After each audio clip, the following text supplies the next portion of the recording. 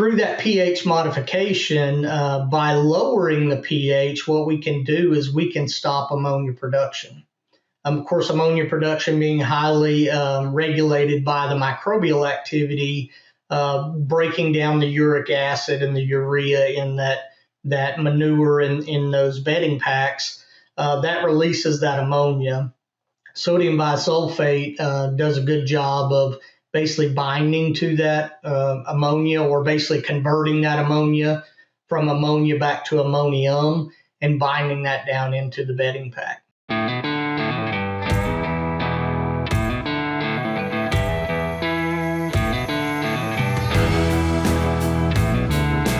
Welcome to the Beef Podcast Show, brought to you by Wisenetics.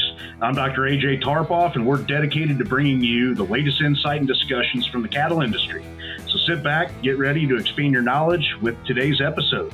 And today's episode, this is going to be fun because we kind of have a crossover, bringing in an expert that began his career in a different industry on the poultry side of things, but has a wealth of information and knowledge to be able to provide to the cattle industry, especially for this topic. So we're going to be talking about of pH and kind of a broad review of kind of generalized pH, and more importantly, with the product known as Surface. It's a sodium bisulfate product by Jones Hamilton Co. But we'll get to that. But before, let's introduce our guest today. So Dr. Joey Bray, Technical Services Manager for Jones Hamilton Co. And he received his Bachelor in Animal Science and Master's of Science from Stephen F. Austin State University and PhD in Poultry Management from Texas A&M. He spent 21 years of his career as a professor in poultry science and department chair at Stephen F. Austin in Nacogdoches, Texas. While at SFA, he served on numerous poultry science industry committees, performed a variety of research dealings with various feed additives, litter management, environmental stewardship, nutritional solutions, kind of covered the full gamut of poultry production, right? Yep. And so in 2023, Dr. Bray kind of transitioned over into industry and is now joined Jones Hamilton Co. and is joined their tech service team, where he provides tech service and research support for their ag division. And that's what brings you here today, right? That's right. Well, is there anything else I missed? I mean, you had an entire career prior to this, but anything else you'd like to share with our listeners? No, I think you covered it pretty well. Yeah, my background has been mostly in poultry science. I have enjoyed branching out into the ruminant side of the industry over the last several years. Of course, have a lot of experience with ruminants prior to that too, but in the technical service side, being able to branch out into the ruminant side has been really eye-opening. Well, it's a different world, I'll tell you that much. Yes. Well, Jones Hamilton is proud to support this episode and support healthier environments with our pH control product, Surface. Surface controls ammonia, improves air quality, and supports hoof health to create healthier spaces for calves, cows, and the people who care for them. Backed by decades of experience in animal agriculture, Jones Hamilton helps producers leverage the power of pH to support herd health, welfare, and productivity. Learn more at joneshamiltonag.com. I guess the best place to start, let's talk about pH. I mean, that's kind of where this entire conversation is going to be revolving around. So let's get back to the basics of just pH and where modification of pH can play a role in different areas around the farm. Yeah. That's kind of our wheelhouse. We really focus on the pH of the environment with our products. Again, just to kind of give a basic of pH, what we're looking at there is we're really looking at, is the environment acidic or is it alkaline or basic? The difference there is, of course, the more acidic we go, the more free hydrogen ions we have in the environment. On the basic side, of course, more of the hydroxide ions that we have in the environment. And so what influences that makes a lot of or has a lot to do with what the pH of the environment is. Why pH is so important is in animal agriculture, again, broad across whether it's poultry, ruminant, swine, whatever we're talking about, there's a lot of things that the pH influences in the environment of those animals. And one in particular is ammonia. So ammonia production is always a big issue within all of our animal agriculture. This is where we, as a company, Jones Hamilton, started over 30 years ago. There was a lot of issues with poultry production in their confined environment with high levels of ammonia and that affecting bird health and bird welfare. So that's where we got started. And so using sodium bisulfate as a product, we're able to really control that ammonia. And so as we knew these issues existed in other areas of the industry, that's what's led us to transition over into the ruminant side and other areas of animal agriculture as well. So through that pH modification, by lowering the pH, what we can do is we can stop ammonia production. Of course, ammonia production being highly regulated by the microbial activity, breaking down the uric acid and the urea in that manure in those bedding packs, that releases that ammonia. Sodium bisulfate does a good job of basically binding to that ammonia, or basically converting that ammonia from ammonia back to ammonium and binding that down into the bedding pack. So that's one aspect of pH modification. Another good one, of course, is on the bacteria side. So as we know, most of our pathogenic bacteria and most bacteria in general, don't prefer low pHs.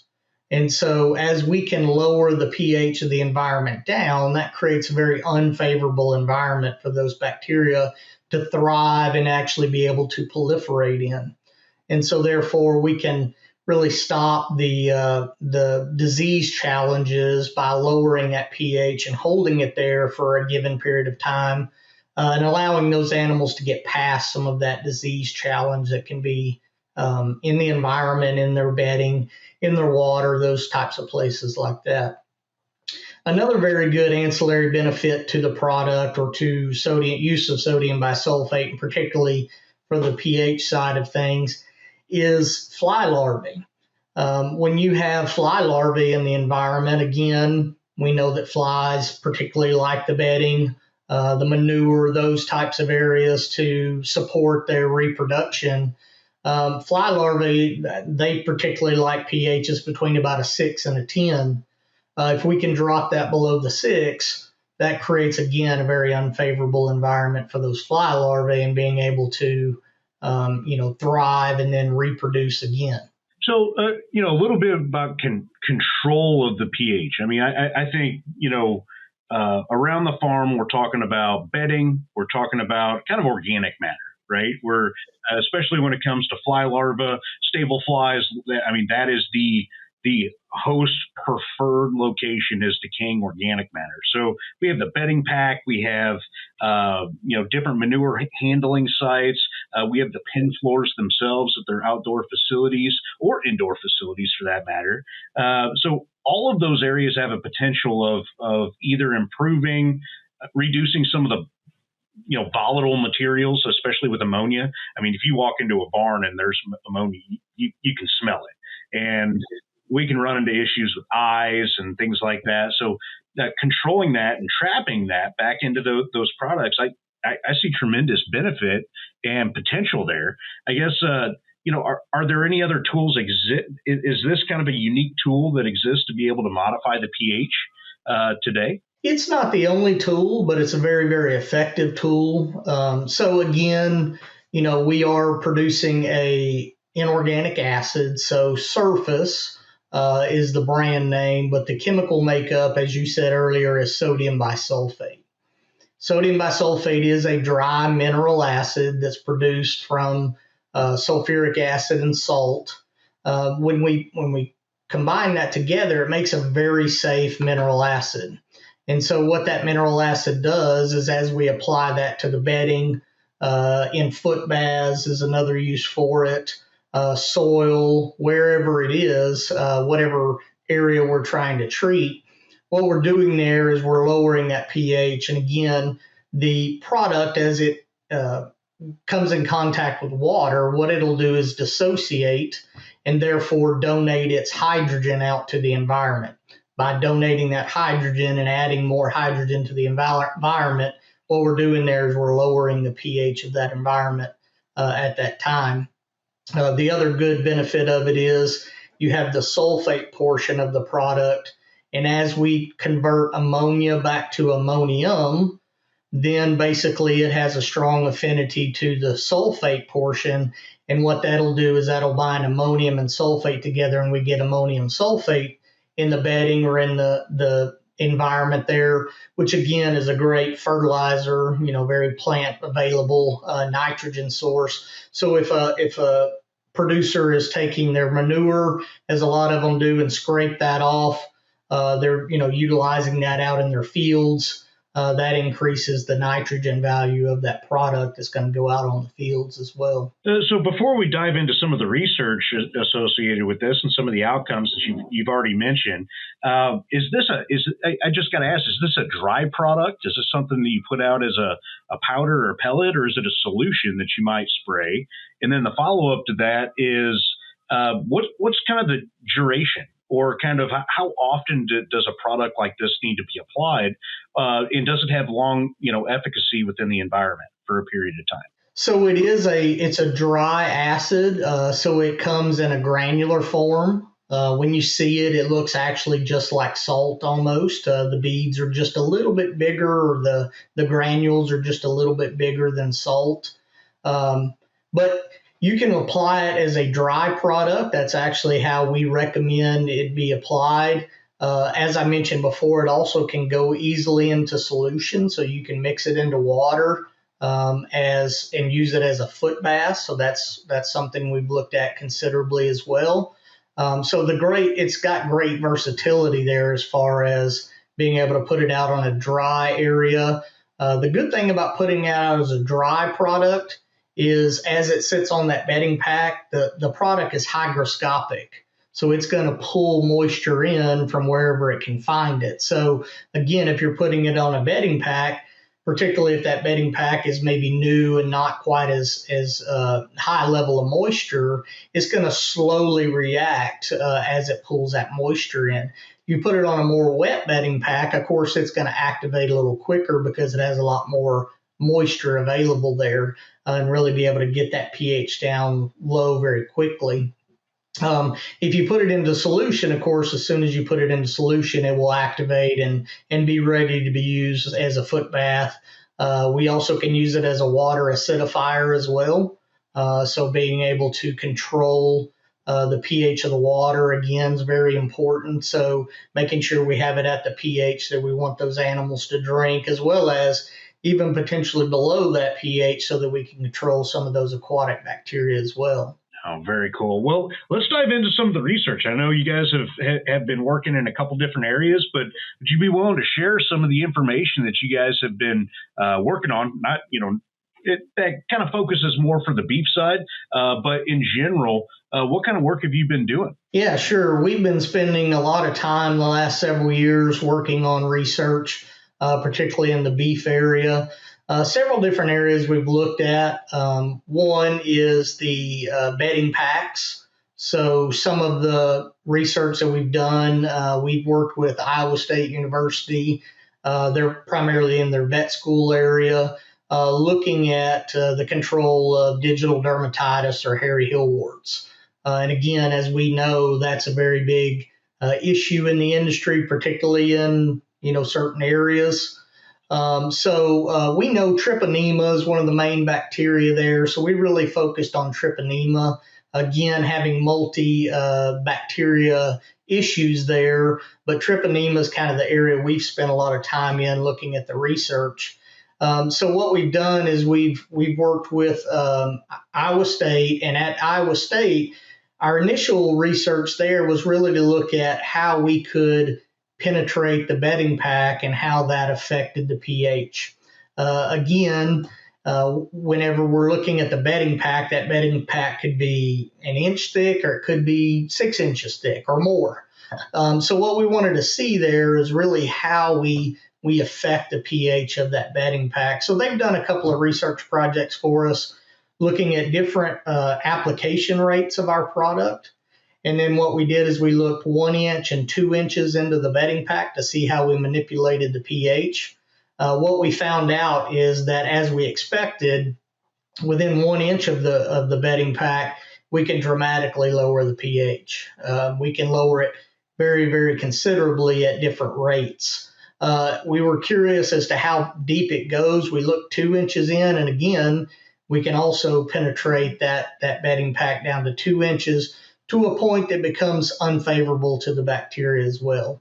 And then again, as it goes further into that bedding pack, we start to dilute that down and we don't see quite the effect. But the good thing that we understand and know is that if we can control the top 1 to 2 inches of that bedding pack, that's where the majority of that contact with the animal's hoof, with their body, all of those areas are very important, where we can control that. So we started out there. We've been looking at that over several research projects and see a lot of promise.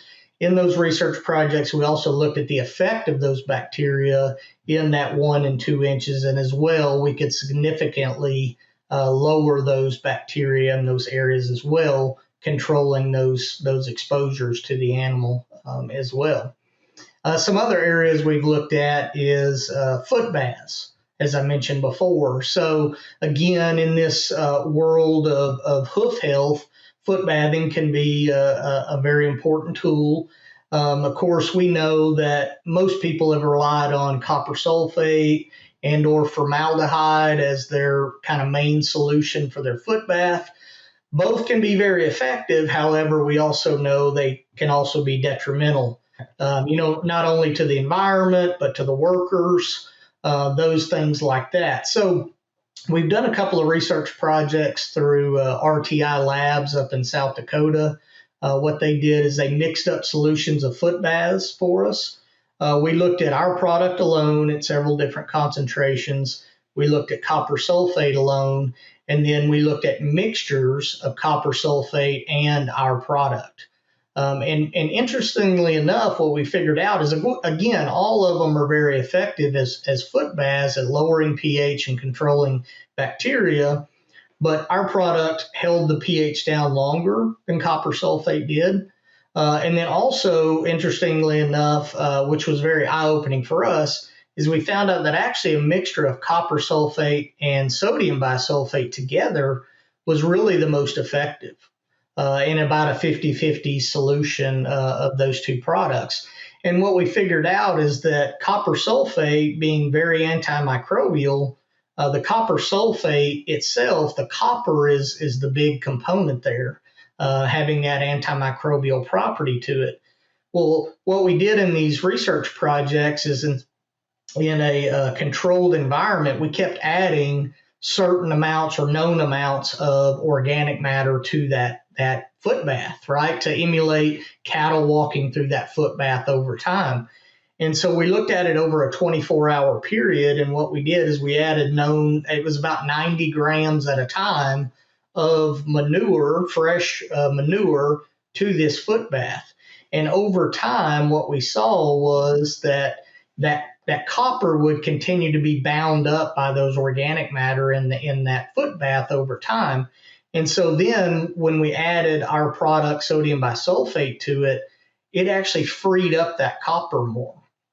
And so therefore, we're getting the benefits of both products. We're getting that copper that is allowed to have its antimicrobial property, as well as having a product that can considerably lower the pH much more than copper sulfate can. So we're getting kind of the best of both worlds there. We're getting that copper and we're getting a very low pH. So as we did that project, we realized that was a good thing.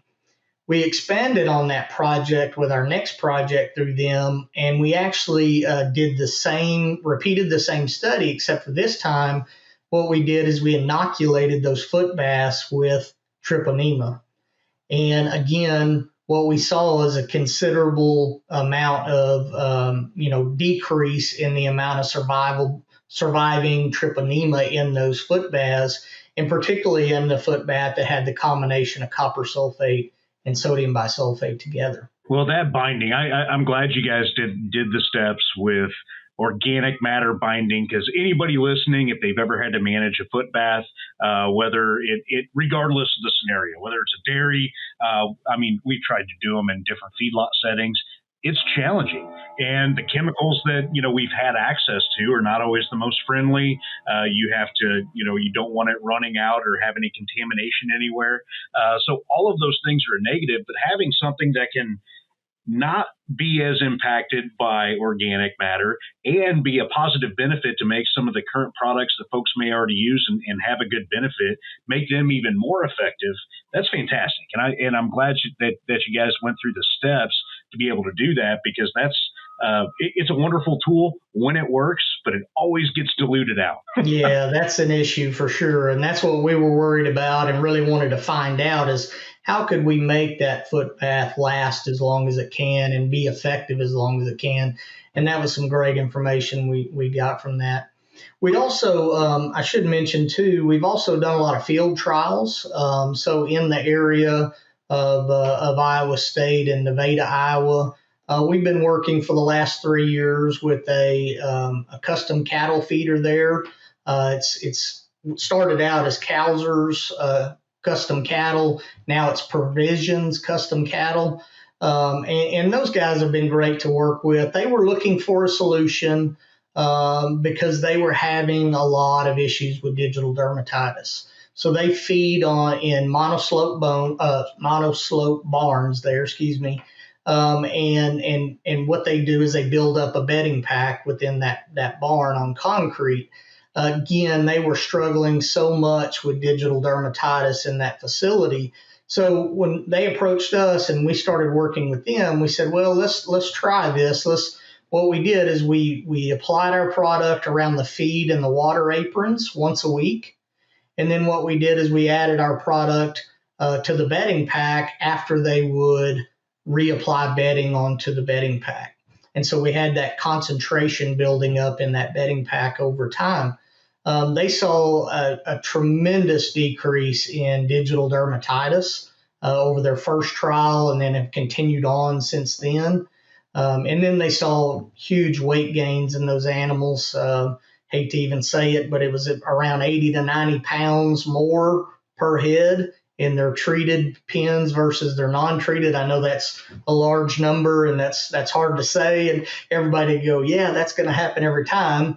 But again, by taking that hoof health to the next level and being able to control those hairy heel warts on those animals, they were able to produce very well. Well, Dr. Bray, I have been to that operation. I was up there this past summer, had discussions with that great group of people that managed that operation. But yes, I remember them talking about this. And for those listening in, if you've never experienced the impact of digital dermatitis or hairy heel wart, it is excruciatingly painful for these animals. You can have an animal that's normal one day. It will be three-legged lame, walking on its tiptoe. You will see it, a severe head bob. You think it has a broken leg, and you go out there, and it is this external lesion, usually on the heel bulbs of those animals, that anything that we do, it's very difficult to manage. We can't manage it through injectable antibiotics or anything like that. This is a surface issue, surface of the foot issue, just behind those heel bulbs. So trying to find anything that helps with the scenario is very beneficial, and especially that once it gets into an operation, we've been managing it and dealing with it. We've seen it more on the beef side for at least the last decade or so, and once it enters, we can't. I don't know of an operation that's gotten rid of it. I'll put it that way. So no, that's excellent. So you have field work, you've done the lab work. Are there any other areas that you guys have been focusing on other than kind of bunk lines, water lines, in the bedding pack? are there any other areas around the farm that may have added use of something like this?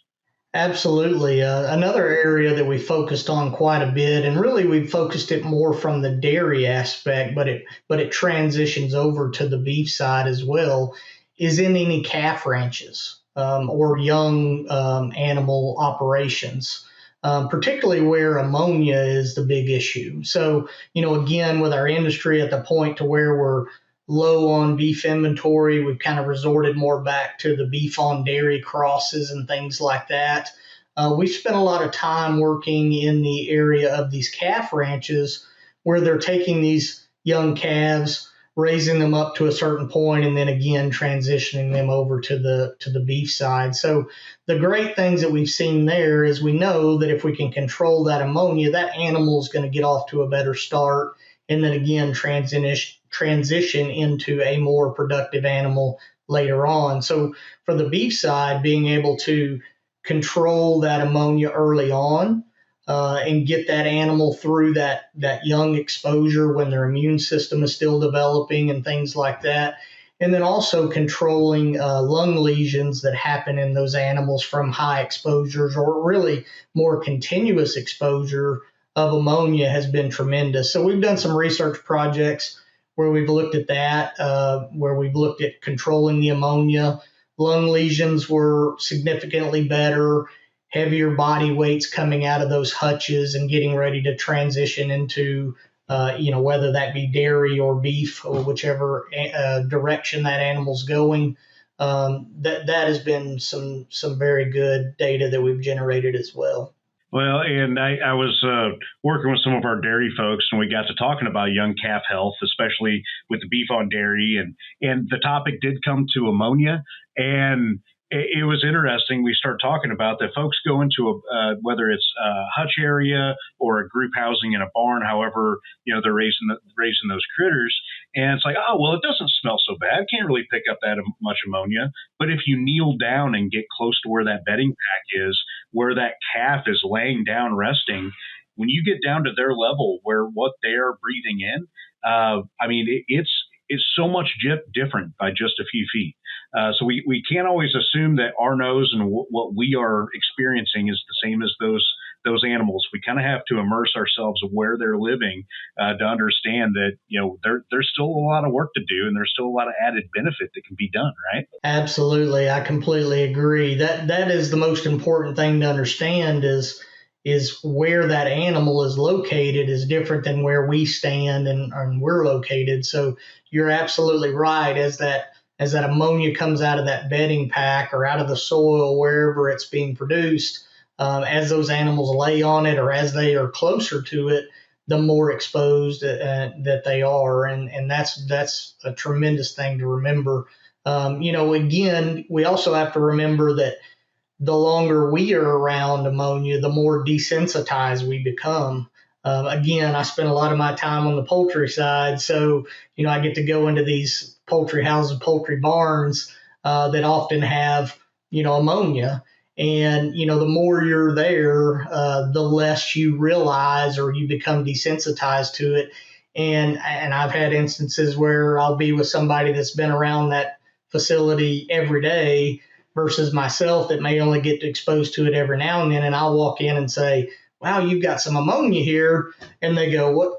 No, I don't. I don't smell it. Well, they've become so desensitized to it that, again, we forget that ammonia is there and that it's a problem. So, yeah, and again, the longer we expose that animal to those higher levels of ammonia, the more issues they're going to have over their life. No, I agreed 100% on that. And there's a lot of information out there that shows those key, and really impacts health, overall performance, lung health. So no, I think you guys are on right where you need to be. But one of my final questions that I have for you, on pH management and using this type of acidifier is practicality. If somebody wanted to put this into practice, start implementing it on their farm, how do you spread it? What does that look like? How often do you spread? Do you use kind of a cylinder fertilizer spreader on the back of a tractor, or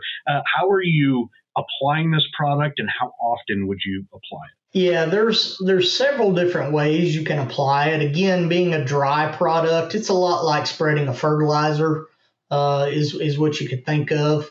Again, many different applications. Like you said, a more cone type spreader on the back of a tractor, very, very effective way of broadcast spreading that. Any type of broadcast spreader would work. Being an acid, again, we have to make sure that after we spread it, we make sure we clean up the equipment properly. That's also very important. That's very easy to do, and it's kind of odd to think about it, but all you do is wash it down with household ammonia, and household ammonia will neutralize the acid, therefore not creating any corrosiveness there to your equipment. So, but yeah, broadcast spreading is one of the most common ways of putting the product out. Depending upon the pen or the facility size or whatever it is, also drop spreading is another very easy way of doing that. So pushing a drop spreader, or we even have drop spreaders that go behind tractors and things like that.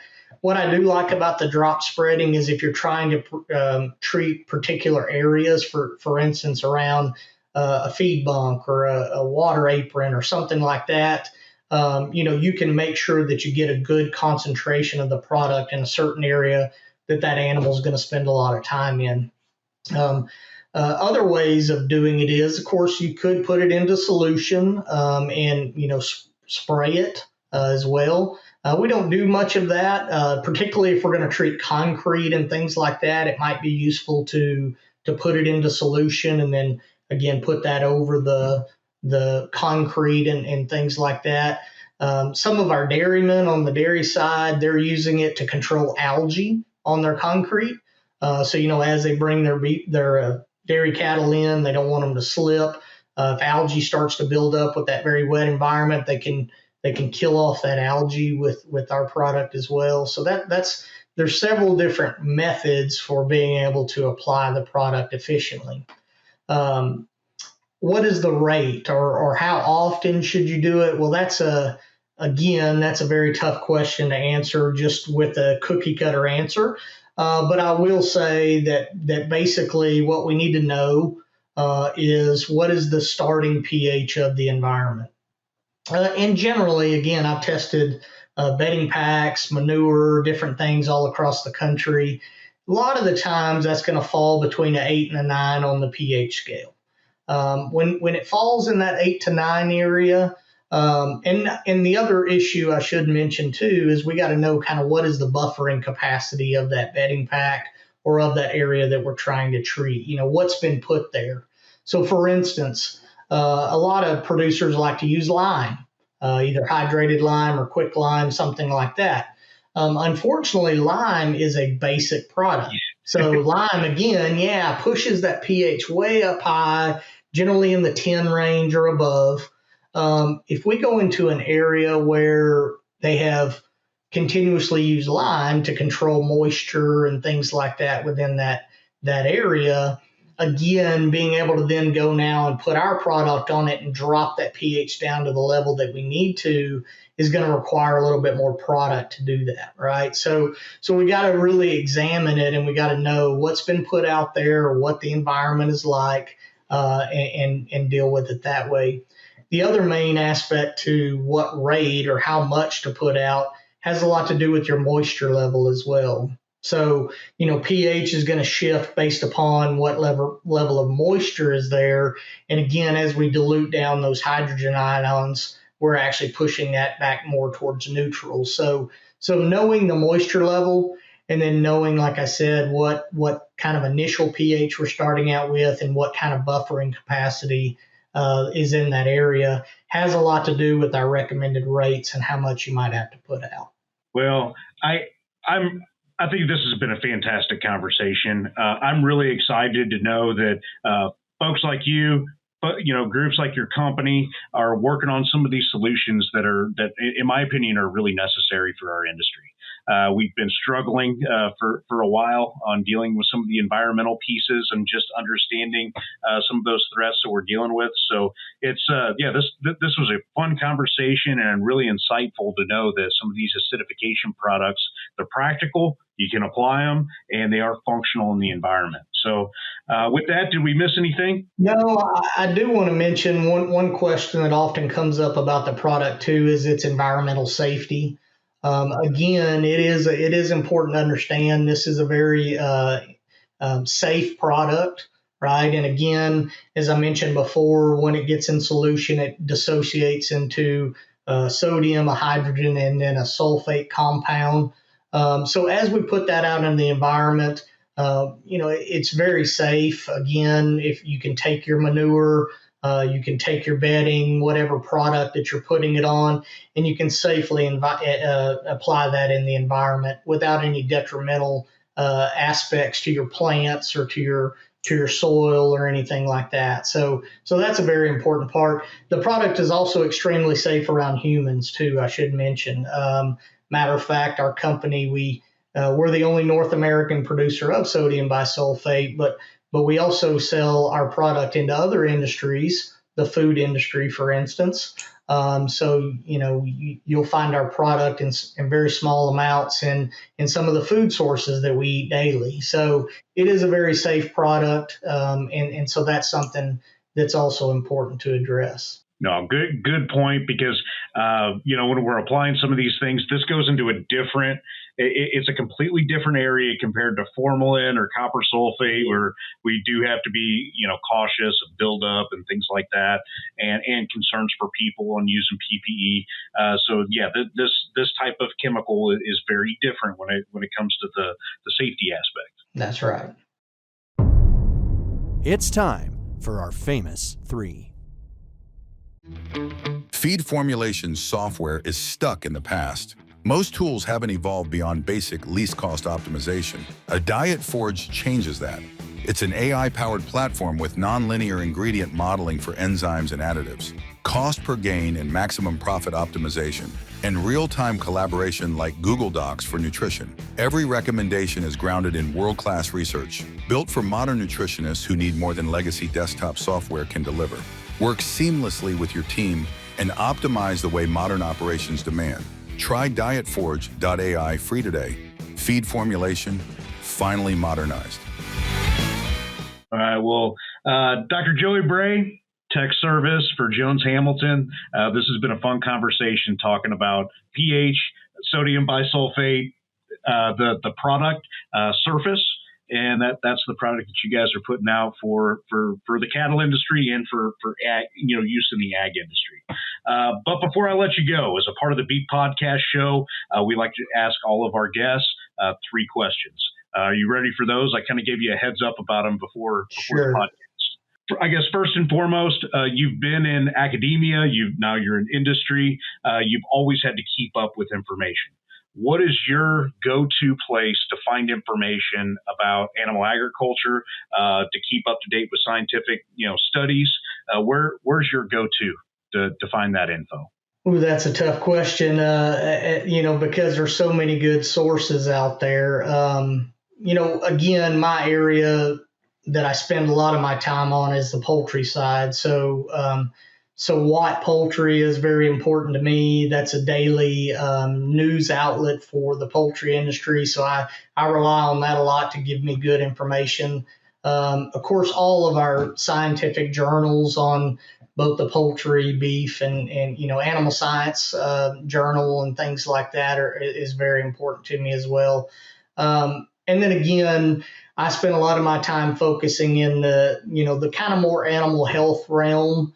Looking at hooves and different things like that. So, the Merck veterinary manual is always a good go-to as well. I find myself more often than not referring back to that to really look at those integral parts of a lot of these diseases and how our product, as well as other products that might be used in the area that our product is in, how that influences those diseases. So I find that very useful as well. Agreed. Pathophysiology is an important piece to control disease. Second question. What are you reading or what are you diving into outside of work, outside of ag? What kind of information are you soaking up? Well, I do like podcasts, so I'll listen to certain podcasts in different areas. I'm a big golfer, so I like to spend a lot of time in the golf area. Hunting and fishing is my other passion, so again, listening to podcasts in those areas are always useful. I will mention too. I mean, I absolutely love to dig into the Bible as well, so that's a big part of my life as well. So that's very important to me. No, fantastic.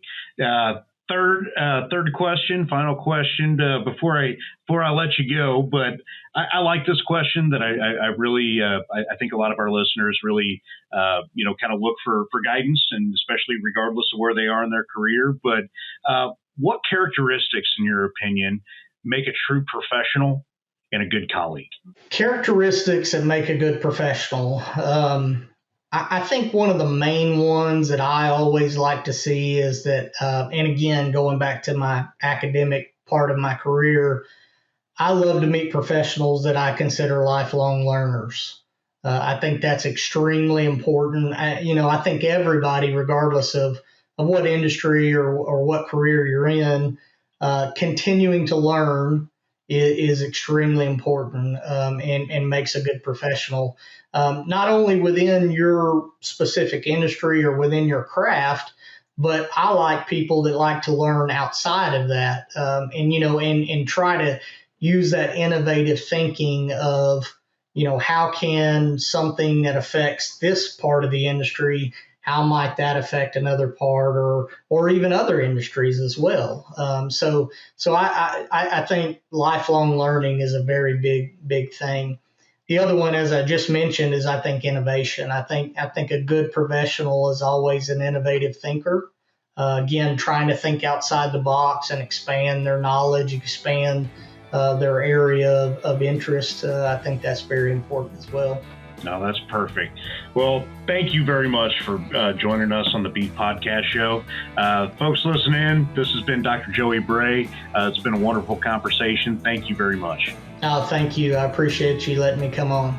You bet. Well, I'm Dr. AJ Tarpoff, your host at the Beef Podcast Show. Thank you, and tune in next time for our next episode.